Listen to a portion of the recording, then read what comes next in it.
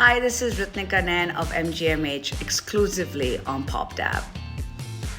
Your journey spans international concert circuits and India's growing indie ecosystem. What structural differences do you see between global and Indian music industries, and where does India need urgent evolution?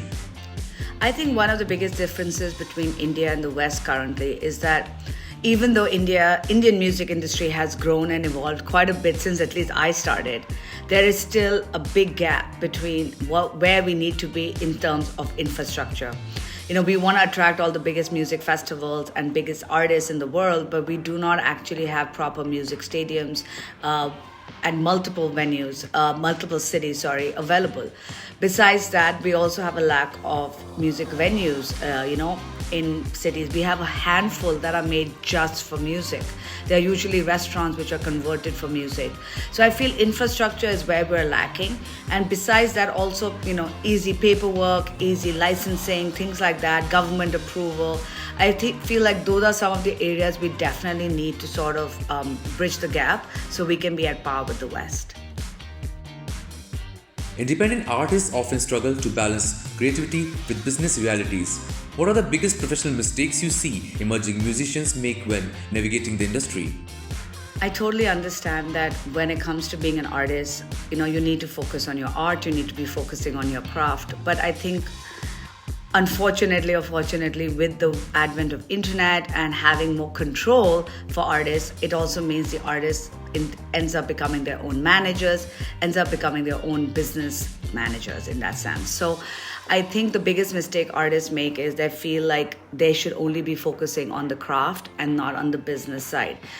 It does take a little bit of a different mindset, I'm not lying, but it is very important for artists to understand how the industry works, because till they can get a team in place, till they can get a manager in place, they really, really need to focus on building their career to a level to attract the right managers. And that means you need to understand how the music industry works and how you can navigate it to get further in life to attract the right kind of people. So yes, business is important. You have been a strong advocate for music business education. Why is formal knowledge of contracts, royalties, and rights crucial for independent artists today? In my personal opinion, without music business education, nobody's gonna get far. If you want to work in the industry, you need to understand how the industry works. But for when it comes to artists, I have seen hundreds of artists getting screwed over because they don't know what to read in the contract, what kind of contracts to sign. Most of the time they come to me once it's too late and they ask me to help them get out. An artist needs to understand the industry so they do not get screwed by it. You have to know what a good contract is. You have to understand how the business side works so you can navigate it to your advantage. Remember, music is art for sure, but it's also a business. It's a multi-billion-dollar business. And if you want a big chunk of the $1 billion, you need to know how to manage and work in the industry. So hence, I encourage all artists to take some sort of music business educational courses because it will help you in the long run. Having worked across artists and management, education, festivals, and distribution, which area do you believe needs the most innovation to strengthen India's indie music infrastructure? I think when it comes to the various aspects of the music industry, the areas where we still need a lot of help is definitely music business education. We need infrastructure in terms of venues. We need help in terms of licensing and easy licensing and easy approvals from the government, police, etc. We're oversaturated in distribution.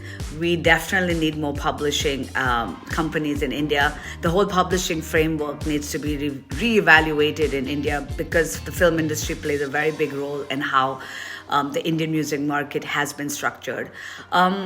We definitely, I think, also still need help with management. I mean, we have a lot of managers, but I feel there's still a lack of good managers who are actually understanding what the role of a manager is.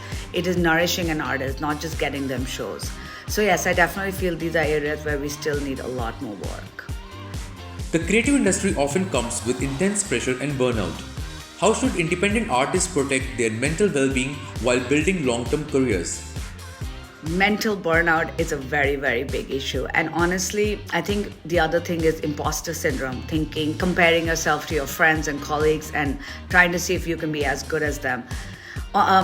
I'm a certified life coach. I do healing, and I was helping a lot of artists, and I plan to restart that service again. But everybody needs to understand that it is very important to be successful. But at the end of the day, why did you get into the music industry? You got into the music field because you had something to express. You had something to tell the world, right? Through your music, through your lyrics. Just focus on that. It doesn't matter if you're a multi-million-dollar artist or if you are a complete nobody. Stick to the art, stick to the craft, go back to the source of why you started making music. That is what will keep you grounded. Do not compare yourself to others because everybody has a different life journey. So just focus on you.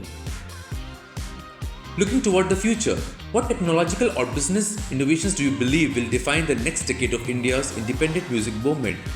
I think when it comes to the future and tech, AI, I think AI is going to be very interesting. Is AI going to be used to just copy and replicate artists and we help people who don't make music just make music? Or are we going to utilize AI to actually help creators push their craft forward?